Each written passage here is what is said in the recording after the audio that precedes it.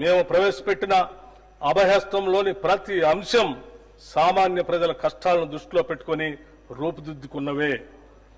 ఒక నిరుపేద తన రోజువారీ జీవితంలో ఏ కనీస సదుపాయాలు ఉండాలని కోరుకుంటాడో వాటినన్నింటినీ అభయహస్తంలో భాగంగా చేర్చడం జరిగింది.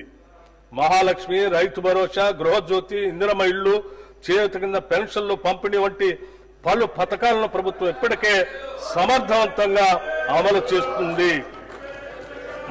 మేము ప్రవేశపెట్టిన అభయహస్తంలోని ప్రతి అంశం సామాన్య ప్రజల కష్టాలను దృష్టిలో పెట్టుకొని రూపుదిద్దుకున్నవే.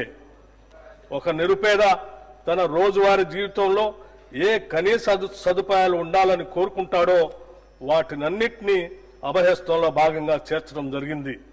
మహాలక్ష్మి, రైతు భరోసా, గృహజ్యోతి, ఇందిరమ్మ ఇళ్లు, చేయూత కింద పెన్షన్లు పంపిణీ వంటి పలు పథకాలను ప్రభుత్వం ఇప్పటికే సమర్థవంతంగా అమలు చేస్తుంది.